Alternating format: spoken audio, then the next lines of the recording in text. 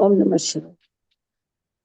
Om Sadashiva Sadashivasamrambam Samrambam Shankaracharya Shankaracharya Madhyamam Vande Asmadacharya-Paryantam Guru Vande Guru Paramparam Paramparam. Om Om Sahanavatu Sahanau Sahanavatu Bhunaktu Sahanau Sahaviryam Bhaviryam Karvavahai Karavavahyam Karavavahay Tejasvinavadhitamastu Tejasvinamasti Mahavidvishavahai Om Shanti Vishavahay.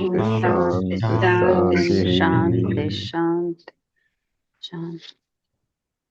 Okay, to start from where we left off, we had finished the fourth Karika of the fourth section, Alata Shanti Prakranam. The section was there, and we have finished the fourth one. So we will now chant the fifth one. Please unmute yourself. Karika number 5. ख्याप्यमानामजातिं तैः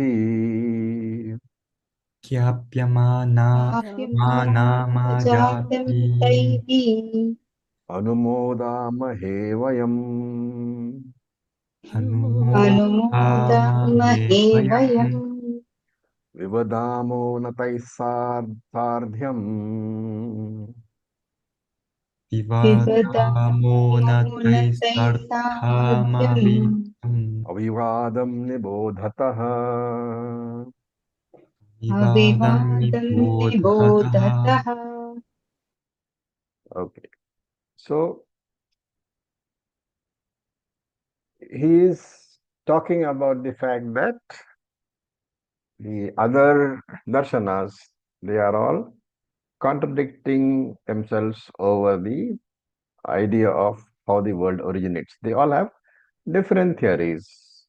So he says, Vayam, that is we, Vayam, Anumodamahe Ajatim.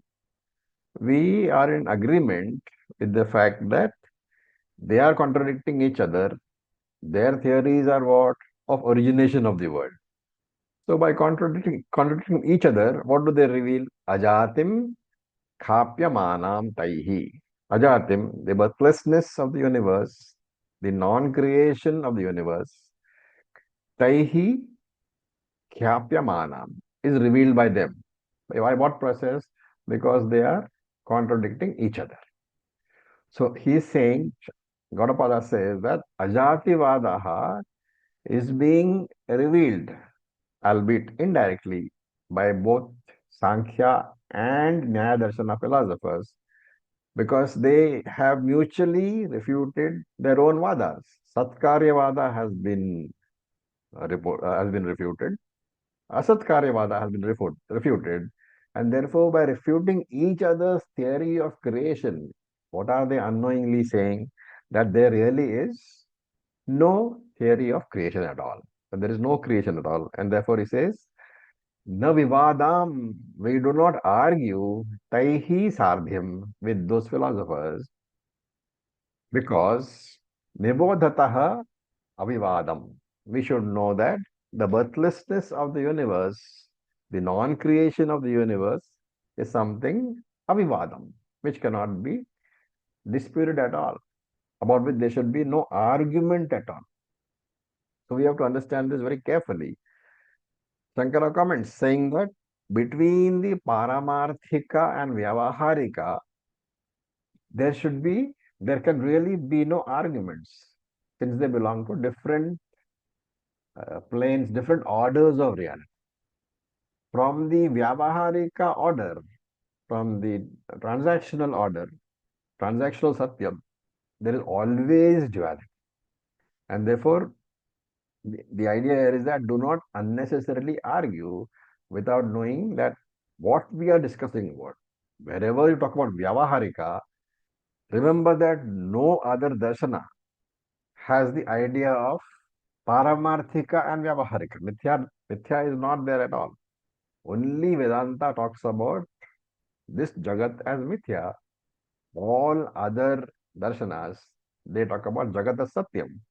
And therefore, since the very basis is different, we are saying there is Paramarthika and Vyavaharika. The other saying there is only this Vyavaharika. And in this Vyavaharika plane, Gaudapada says there is always duality. Therefore, never go to argue with the Sankhya, Nyaya, all those philosophers, because they don't have the concept of mithya at all. No. We look at Karika number 6. We will chat. So please unmute yourself. Ajatasyaiva dharmasya अजातस्यैव धर्मस्य तस्यैव धर्मस्य jatim icchanti vadinaha जातिम् जातिमिच्छन्ति इच्छन्ति वादिनः वादिनः ajato himrato dharma जन्तो अजातो जन्तो ह्यमृतो धर्मः धर्मः ajato hyamrito dharma अजातो अजातो ह्यमृतो धर्मः धर्मः Tyatam kathameshyati. मर्त्यतां मर्त्यताम् कथमिष्यति कशमेष्यति Okay. So, Vadinaha Icchanti. Vadinaha, the various people who are in the dispute, who are arguing, the people who are the other darshanas, who are talking about their own darshanas and arguing with each other, Vadinaha Icchanti. They say what? And this Vadinaha, Shankaracharya comments here, Vadinaha means all, means Sankhya, Nyaya, any other philosopher, right? Right now, of course, we are basically talking about Sankhya and Nyaya because we have talked about Satkaryavada and Asatkaryavada. So Vadinaha here can be taken as Sad, Asad, Karyavadas. These two Sankhya and Nyayas, Jatim, Jatasya Dharmasya, they argue about the birth of that birthless entity. So dharma here means Brahman or Ishvara, that birthless entity, Jatasya dharmasya eva, the birth of that birthless entity, Jatim birth, Jatasya dharmasya eva, they argue about the birth of that entity which is really never born at all. And then he asks, Katham, how can Ajataha Amritaha Dharmam, how can that immortal, unborn reality, Martyatam Eshyati, be subject to mortality at all? Right. So here, with the last Karika, Gaudapada has talked about the various disputants and has said that this teaching is beyond any argument at all. You can't really confuse this teaching. It is very clear. And what is this teaching? Now, in the next few Karikas, he wants to give us the vision which the Advaitin should have. What is this vision? There is a basic mistake that all darshanas commit, right? And he has the Advaitin. He has freed himself from that basic mistake. What is this mistake? This is being mentioned in these Karikas, Karika 6, 7, 8. But if you remember the earlier section 3, you will find that the contents of these three Karikas are basically only a repetition of the contents of Karika 20, 21 and 22 of the third section. The only difference is that in the third chapter, in the third section, 320 to 322, the word used was bhavaha, that is being now replaced by dharma, right? But both dharma and bhavaha have the same basic meaning. We have already discussed in great detail this 20, 21 and 22. If you don't remember, I would request you to go back after class and revise those three Karikas, section 3, Karika 20, 21 and 22. So these three Karikas have essentially the same meaning as the previous three Karikas. And they talk about the mistake that the other darshanas commit. What is that mistake? They say there is a creator who is the creator of this universe. There is a Paramatma, there is a Ishvara who is the creator of this world. And Gaudapada is saying that that very idea that the world is created, that is a mistake. So different people use different words. So you can have Vishnu, you can have Shiva, you can have Father in heaven, you can have Allah. All these different religions, different darshanas, what do they say? There is a Jagat, there is a universe, and there is a creator, Paramatma. And from this Paramatma, by whatever name called, Vishnu, Shiva, Allah, by whatever name called, from this Paramatma, this world has been born. Therefore, the Paramatma is the cause, the Karanam, and the creation, the universe is the Karyam, the product. Right? And this product, the Karyam, the creation, is divided into two parts, Jagat and Jiva. So you have the triad consisting of creator Ishvara, created are two, Jagat and Jivaha. And they talk about it in many different words. Some say it is the fall of the jiva, some say it is separation of the soul from the Lord, and so on and so forth. And because of this mistaken idea, there are very many sadhanas based on this misconception. So you have theories which say that I have come away from the Lord, and at the time of moksha, I will reach his feet again. Right? All these are based on the fundamental misconception that Paramatma is the cause and Jivatma is the Karya. Right? So I have come away from God. One day I will have to go back to Him. One day I will merge into that Lord.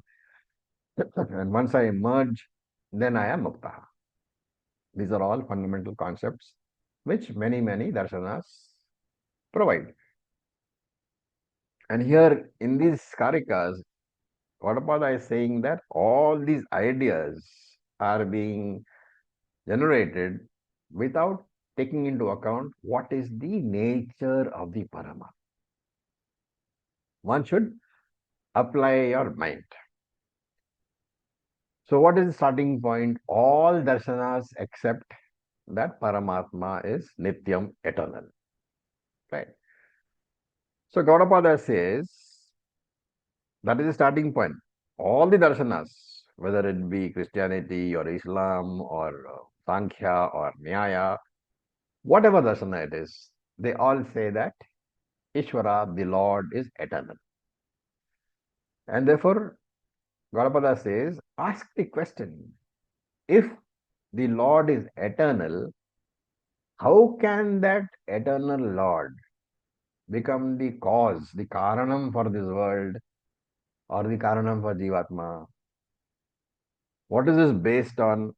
We saw in the third chapter that Nityatvam, the status of being eternal, and Karanatvam, the status of being a cause, they can never go together. The status of being eternal, Nityatvam, abstract noun, and the status of being a Karanam, Karanatvam, these two things can never exist together. Why is that so? Why can something eternal never be a cause?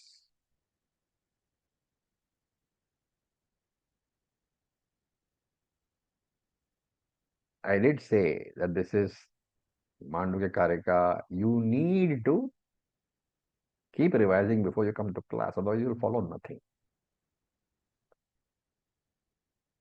Anybody? Because it will have to change. Very good. Because Nityatvam implies the status of being eternal. It implies that there is vikara, change. There is no vikara, there is no change, there is no modification. The status of being a karanam, the cause, implies that there is vikara, there is a change, there is a modification. And therefore, Nityam means Nirvikaraha, free from all the changes, not subject to Asti Jayate, Vartate, Viparinimate, everything, not subject to any change at all. However, Karanatvam has to be subject to change. And anything which is subject to change can never be Nityam, can never be eternal. And therefore, to say that the Lord who is eternal is the cause of this universe, is the karanam for this jagat, that is a very fundamental mistake. And the correction therefore required is that the eternal Paramatma cannot be karanam for jagat or jiva. What is the corollary? Therefore, the Paramatma has not produced the jagat or the jivatma. The so-called jivatma is not a product of Paramatma. The so-called Jivatma has to be what? None other than Paramatma alone. Therefore, I, the Jivatma, have not come from Paramatma. Paramatma has not produced me. And therefore, I, the Jivatma, need not merge with the Paramatma. Because I am not different from Paramatma. The sadhana is to understand that I was the Paramatma, I am the Paramatma, and I will continue to be the Paramatma. If you miss this fact, then you will be eternally doing sadhana and eternally waiting for the time when you will join Paramatma. You are looking for moksha in the future. By very nature, moksha is eternal. Something which is not there now and will come in the future, that can never be moksha. So he says, Vadinaha ajatasya dharmasya jatam icchanti. The other philosophers, the other darshanas, they talk of the changeless Paramatma. They give him a changing status. When they give him the status of Karanam, they have given him a changing status. He has become a cause. Therefore, saying Paramatma is a cause is actually bringing down the Paramarthika Brahman to the Vyavaharika space. When you say that Brahman is Paramatma, you have taken him away from the absolute reality, Paramarthika, and brought that Brahman down to relative reality, transactional reality, Vyavaharika, which is governed by time and space.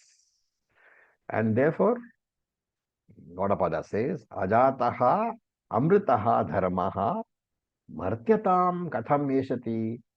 How can this changeless, immortal, never born reality, who is Paramatma, ever become the changing cause of this world?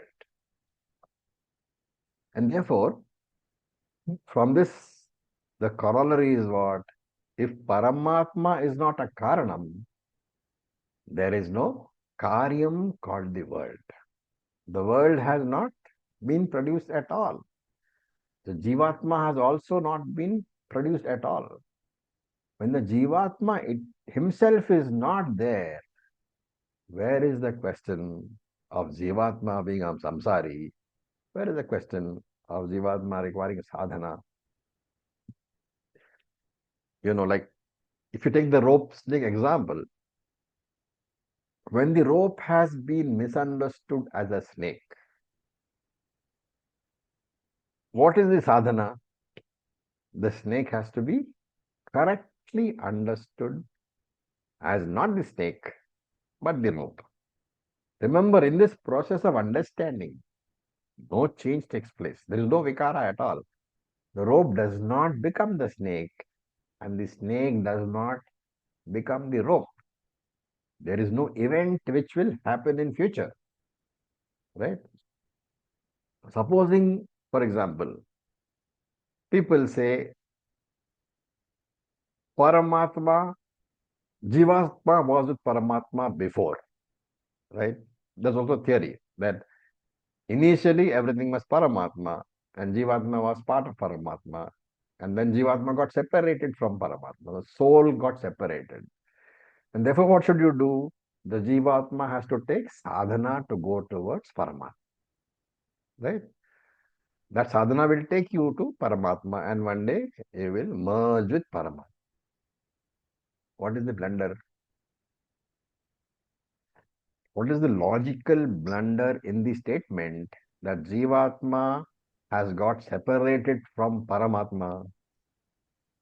Two separate things. Therefore, Therefore, Dvaitam. no, So, that is fine. but, That's one argument. What is the other argument? What is the nature of Paramatma? change. This Paramatma is changeless, Vikara, Akhanda, Paramatma is infinite also. infinite. Yeah.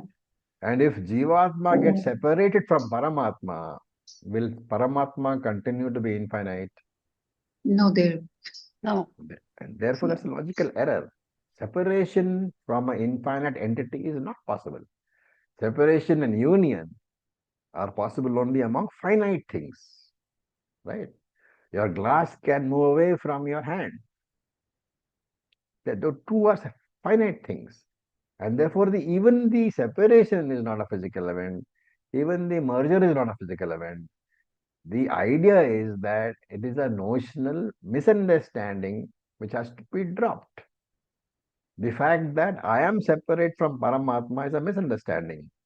And the correct understanding is I am the Paramatma, I was the Paramatma, and I will continue to be the Paramatma also. There is no question of merger or becoming or joining Paramatma in future. This is the only understanding that is required. And this will be clear only if we know the nature of Paramatma. Okay. Om Now, Acharya. yes, please. I want to understand one thing. If we can negate the creation of the world, we can say that the world is there is no creation. But how do we negate the experiences? That's the biggest problem. We I don't mean, we get experiences see. at all. So Something which is why when there experience, is? something which is you have experience. World has experience. Yeah. World has utility. World has transactions. Nobody denies this. तो जब What we are creation ही नहीं saying है तो is फिर what we are saying is that that entire transactional world, the world which is utility, it is not paramarthikam. It is vyavaharikam only. It is a degree of reality which is separated from paramarth. When we are saying not created, it doesn't mean that you don't experience. It means that what you are experiencing is Brahman alone, is the Paramarthika alone. There is no Vyavaharika separate from the Paramarthika. but then we do. I know we do get upset with the what, physical problem. We do get upset with the deaths of the You can close. cry all the time. There's no problem with crying. You've got a mind. If it's upset, it'll cry. But the idea is, even through your tears, you should not forget that Paramarthika you are. It is the Vyavaharika Rashmiji which is crying. Paramarthically, there is no Rashmi at all. To keep track of that is the most important sadhana. Okay. We are not saying that in this world you will never get upset. Even Jnanis get upset. The only thing is long exposure to this teaching. It brings a sort of cushion between you and your feelings. And the conviction that you are Brahman, when it comes, that cushion becomes strong. But it doesn't mean that you won't get hurt. So Vedanta can be the biggest counseling. Vedanta is proper Vedanta. If you have studied, psychiatrists really out of a job. Many of you have been there for ages now, for 7, 8 years. You must be knowing the difference in your emotional responses, right? Yeah. Yes, Acharya. That is the नहीं आचार्य proof. इस समय मैं बहुत upset हूँ क्योंकि मेरे बहुत close किसी की डेथ हुई है मैं परेशान हो रखी हूँ 2 दिन से बहुत ज्यादा. Nothing wrong with that. You have a friend passes or expires, you will feel upset. Mm-hmm. But what has passed? In a meditation, when you go to your I know. friend's place, you will be upset. You have to behave in a Vyavaharika manner only. In your Nididhyasanam, you have to bring back the idea that the whole thing is basically a play. I am Brahman, the substratum on which the whole thing is happening. That is all you can do. Doesn't mean that you won't cry. तो बहुत मुश्किल है ना ये सब कुछ. It is. But that's why years of assimilation necessary. Because before it seeps into your very core. It takes you back to your so many incidents of your own life and all that. So everything comes up to the surface and disturbs you like crazy. Yes, it will. But you have, in your Nididhyasanam time, you have to go back into the shell and say that all this is transactional only. I am not affected. Easier said than done. Okay. Yes, Acharya. Om Acharya, Yeah. I just want to say, see, at Paramarthika level, everything is very simple, very straightforward, and there's really nothing. It is all the Vyavaharika which complicates. Like you said, that the cat has to give up the rats to Yep. become a lion. We have to give up this Vyavaharika to step and Yes. realize that we are Paramarthika. The lion doesn't happen if I still go after the rats. But you have to eat, right? The cat's class to eat. Yeah, yeah, Yeah. yeah. That's the thing. That's the catch. True, true. Okay. Cat has to say Persian is Persian, nothing, कुछ नहीं कर रहा हूँ मैं. I'm not doing anything. I'm not doing anything. Yes. I, Brahman, am not doing anything. My cat body needs the rat. Mm. Okay. Now we look at Karika number 8. We will chant. Swabhavena yasya.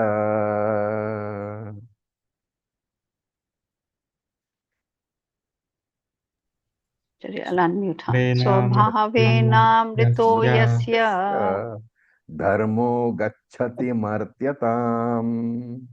धर्मो dharmo गच्छति gacchati मर्त्यताम् martyatam Kritakena कृतकेनामृतस्य Kritakenamritasya Katham sthasyati nischala. कथं स्थास्यति katham syasyati निश्चलः. nischala. Okay, so he says Amritam Martyam na bhavati. Amritam, the immortal one, Martyam na bhavati, cannot become mortal. Tatha, and also in the same manner, Martyam, the mortal, Amritam na bhavati, cannot become immortal. So he says Anyatha bhavaha prakrite. The transformation of the Anyata bhava means changing into something else. So either mortal to immortal or immortal to mortal is what is meant by Anyata bhava. This transformation of what prakritehe, of the intrinsic nature of an entity, na bhavishyati kathanchitaha, cannot take place in any manner whatsoever.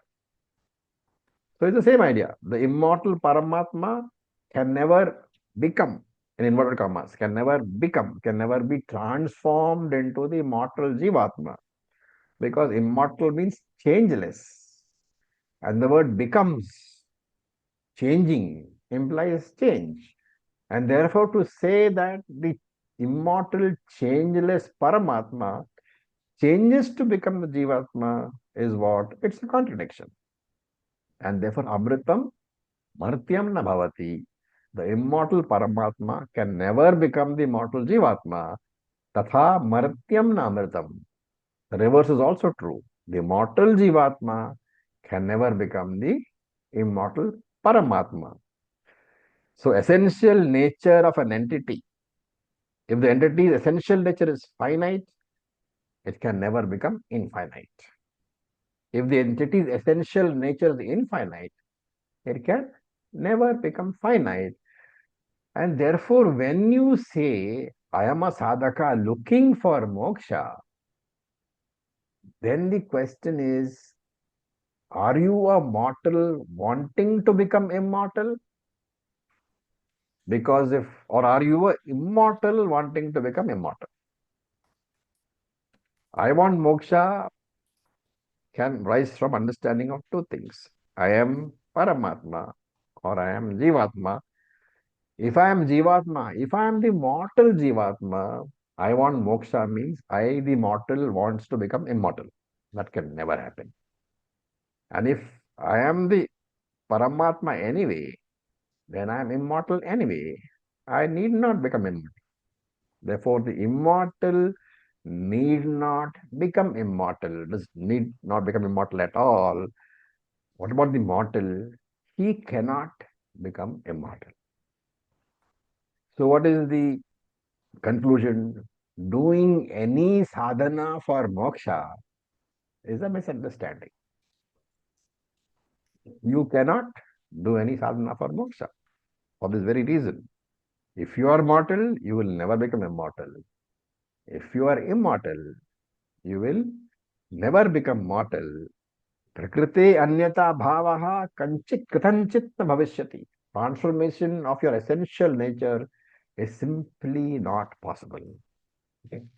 Therefore, the only sadhana you need to do is to free yourself from the idea that you need moksha. Either way, all sadhana is useless. The only sadhana is to understand that there is no sadhana required at all for me to become Brahman. Now we have turned all our teaching upside down. There is no sadhana required at all.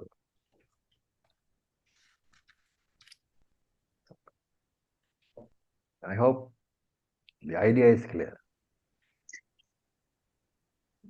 So assimilation of teaching is always needed, no? Yeah. Sadhana for becoming Brahman is not necessary. No.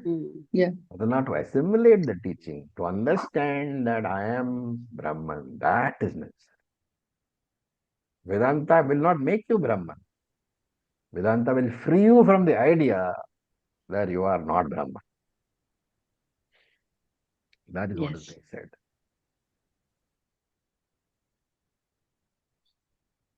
All very, very deep verses. Okay.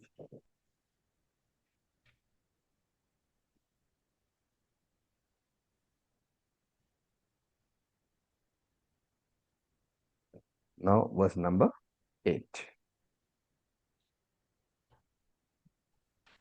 Sorry, I think we chanted the wrong verse last time, right?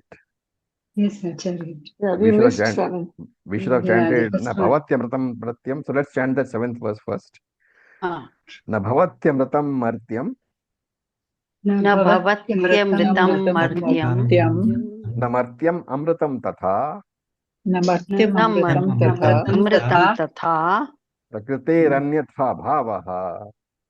Prakritiranyatha bhavaha. Na kachanchit bhavishyati.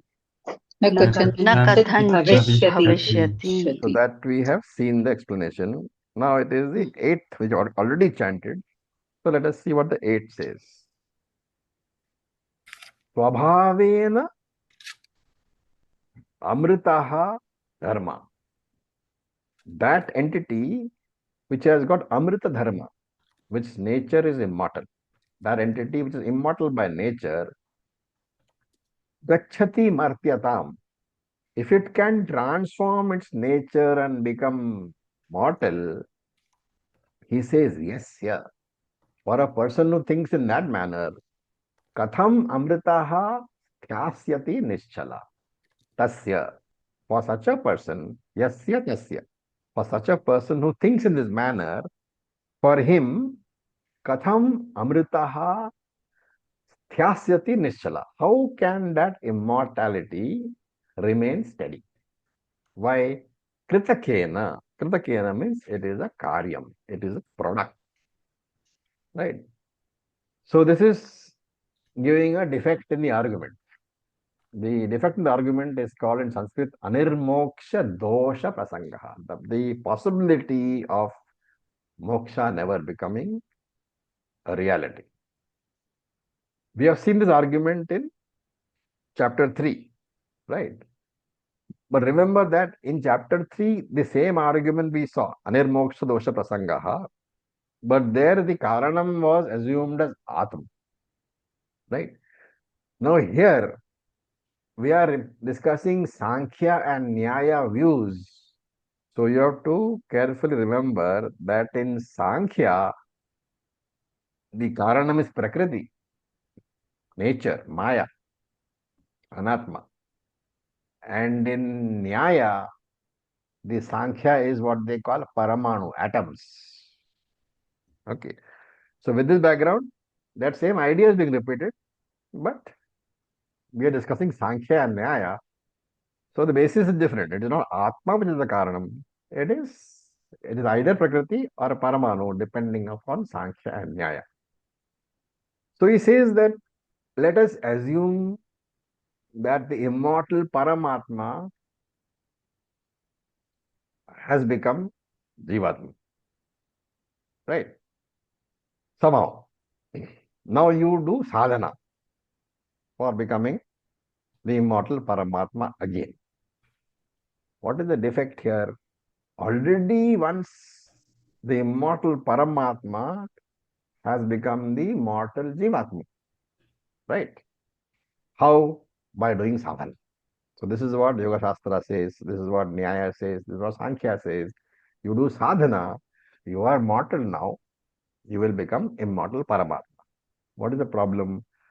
Through sadhana, you have reversed your status of mortality to immortality. But Gaudapada asks you, what is the guarantee that the reversal of immortality to mortality will not happen again? What is the guarantee that this Jivatma who became Paramatma through sadhana will not revert back to Jivatma again?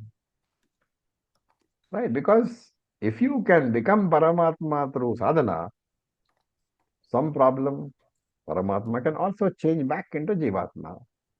And therefore, it's an endless cycle. You will do sadhana, you will become Paramatma. Some problem will happen, you will become Jivatma. So, moksha can never really be achieved because it will be a big cycle again. And the same argument holds good for merger with Paramatma also, right? This merger argument is from people who say that once upon a time we were all one with Paramatma. And now we have come away from Paramatma. The individual soul has come away from Paramatma. And the sadhana is to go back to the. Again, the question is the same. If by doing the sadhana, the Jivatma who has separated from the Paramatma goes back to Paramatma, what is the guarantee that the separation will not happen again? So, in both cases, if you say that you are going to become Paramatma or you're going to go back to Paramatma, it will only be temporary because there is no way of ensuring that the reverse will not happen. And therefore, the question is that moksha temporary or permanent? It is temporary only. And a temporary moksha is never a moksha. Therefore, we have to be clear that as long as you look forward to some event in the future as to get your moksha, that is the biggest samsara of all. The expectation of future moksha is your biggest samsara. And how can an artificial moksha, which came in time through sadhana, ever be eternal? So these verses, the 6, 7, and 8, they are all very good for nididhyasana. Having understood the impact of the verses, when we meditate, we look back at the teaching. That meditation will make things very clear. And therefore, these three karikas, 6, 7, 8, are very, very important for all of us to understand exactly what Advaitam is. Right? When you inquire, not just us, when any darshana inquires into the ultimate Karanam, you will find that there are two types of Karanams. We have seen this before. There is an intermediary Karanam and there is a ultimate Karanam. There is a Atyanta Karanam and Apekshita Karanam. What is the intermediary cause of this body?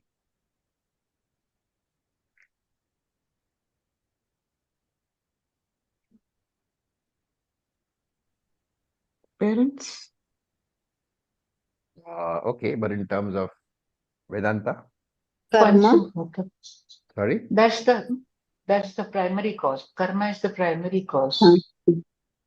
Panchamahabhutas Panchamahabhuta, that's Ah, the second are the second intermediary cause, right? yes. And this Panchamahabhuta, if it is intermediary cause, the moment you say something is an intermediary cause, remember that there will be ultimate cause also. And that ultimate cause cannot be caused, right? It has to be a causeless cause, a karanam which itself has no karanam. Therefore, for the Panchamahabhuta, Ishvara is what? The ultimate cause, the Moola Karanam. And Moola Karanam cannot be a product. And Gaudapada here says that in our experience shows that every Karanam is also a Karyam. Every cause is also a product. And there is no Pramanam, there is no perceptual Pramana, Pratyaksha Pramanam, which can show us the ultimate cause. And the rule of logic is that if Pratyaksha cannot establish something, Anumana Pramanam, inference also cannot establish that, because Anumanam, inference is always based on Pratyaksha. Is that logic clear? Supposing I say that I see smoke on the mountain. That is my statement. I am seeing smoke on the mountain. And then I say, therefore there is fire on the mountain. The statement that there is fire on the mountain is an inference. It is not pratyaksha, because I can't see the fire on the mountain. But the statement that there is fire on the mountain can only be valid if earlier on I have found that wherever there is smoke, there is fire. That has had to be a perceptual pramana, pratyaksha pramana. You agree? Unless you have physically seen that smoke is accompanied by fire, there is no basis for you to say that I am seeing smoke somewhere, there must be fire.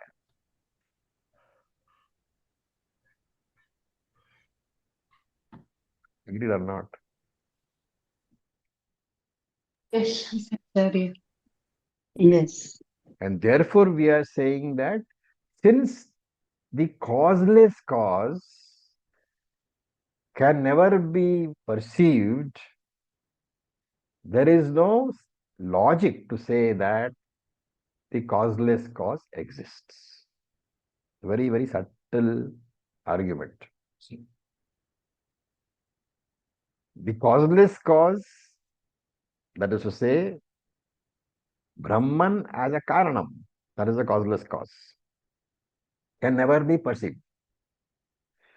And therefore, there is no logical inference to say that Brahman can be inferred as the Karanam of the universe.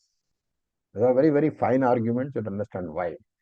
And therefore, logically, Brahman cannot be a Karanam. You cannot infer that Brahman is a Karanam from anything. And therefore, Brahman is never a cause.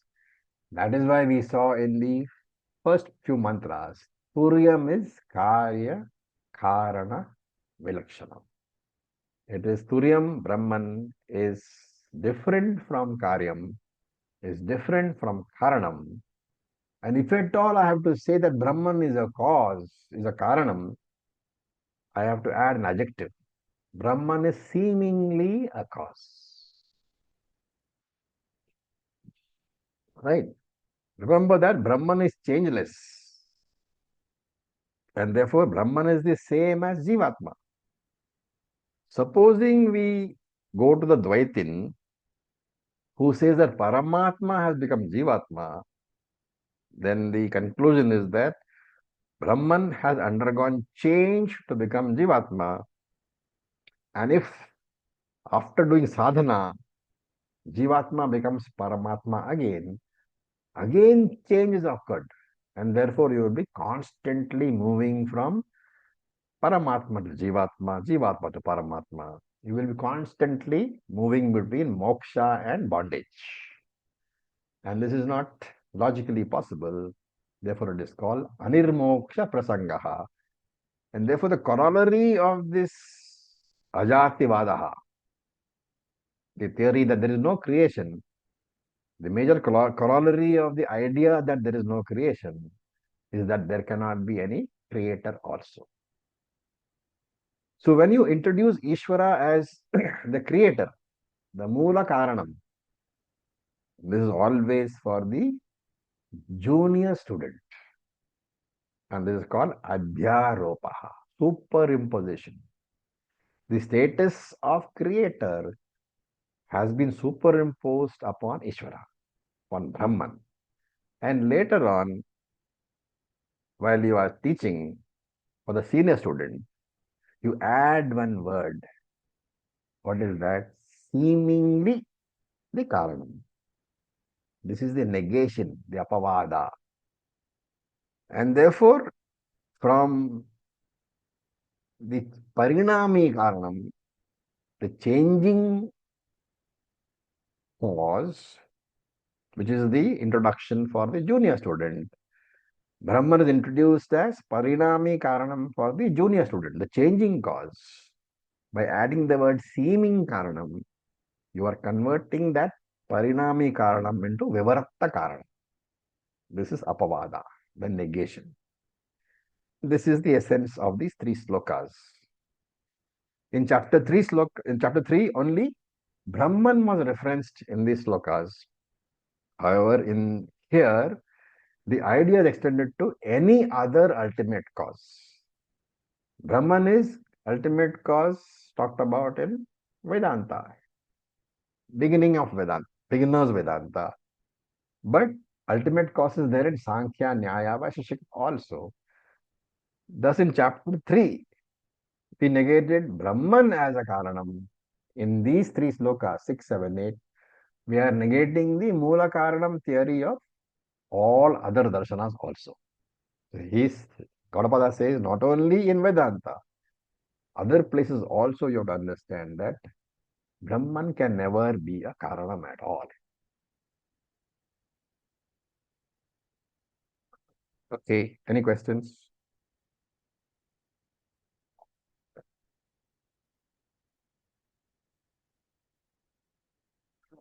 So we will now look at Karika number 9, last one for today. Let us chant. Please unmute yourself. साम सिद्धि की स्वभावी की संसिद्धि संसिद्धि स्वभावे स्वभाविकी सहजा अकृता च या सहजा सहजा अकृता च या अकृतार्थया प्रकृतिस्सेति विज्ञेया प्रकृतिस्तेति प्रकृतिस्ते विज्ञेया विज्ञेया स्वभावं न जहाति या भावं स्वभावं न जहाति या जहाति या Okay. So he says, Prakriti hi sa iti, seti has to be broken, sa iti, sa Prakriti hi Vignyaye sa iti. Prakriti has to be understood as that ya na swabhavam jahati, which does not give up its own nature. Ya samsiddhiki, which nature is samsiddhi. It is permanently accomplished, and is sahaja. It is born along with Prakriti, and it is akrita. It is uncreated. So sahaja being inborn, and to negate the idea that Prakriti is born, he says akrita also, uncreated Prakriti. So Prakriti is that which does not give up its own nature as permanence, inherent, inborn, uncreated. Therefore, the swabhava, the essential nature is being described. What are they? There are various words used. Sam Siddhiki. So the word Sam Siddhiki is also used for the miraculous powers which are found in a Siddha Purushaha. Some people are born with powers. That's what Yoga Shastra also says. So you have Anima, Mahima, all these powers are there through various sadhanas of Purvajanmi. Therefore, in this birth, when they are born only, they find that they have these powers. So that is Sam Siddhiki, powers which are already there. And Shankara adds in his commentary that since they are born with these powers will not go away. And therefore, these powers are like his intrinsic nature. So that is the meaning of Sam Siddhiki, intrinsic nature born along with it. And Swabhaviki. Swabhaviki is again inherent or intrinsic property like heat of the fire, cold of the ice, and so on. Then Sahaja.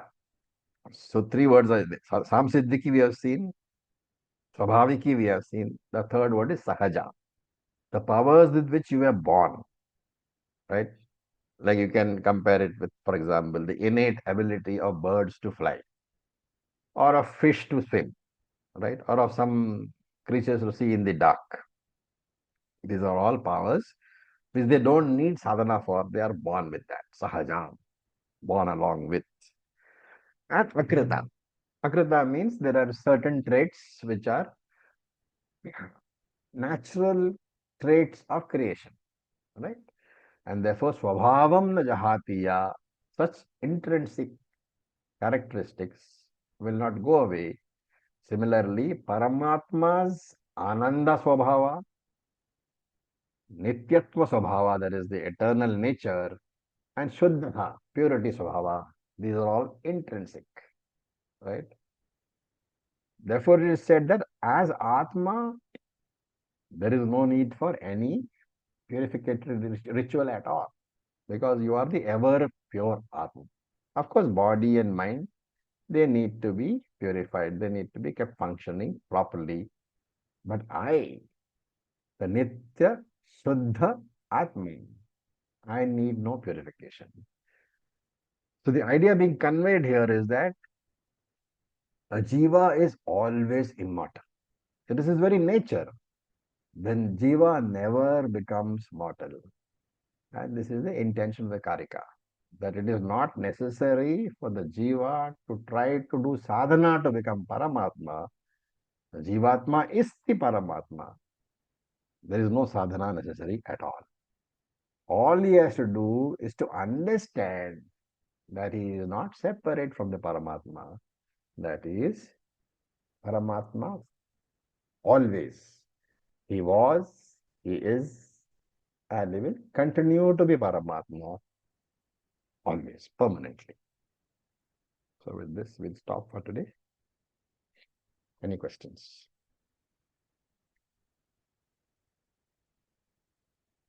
I will again request you all, these are all very intense verses.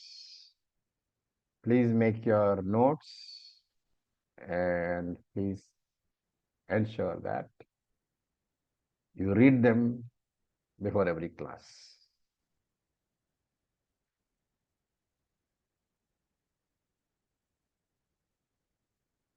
So if there are no questions, we will close for the day.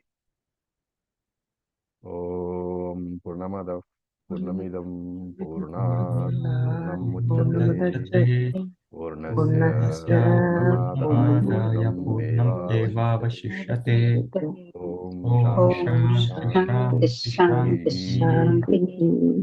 Om Om Tatsat Om Namah Tatsat, Om Shivaya. Namah Thank you very much. Shivaya. Om. Thank you.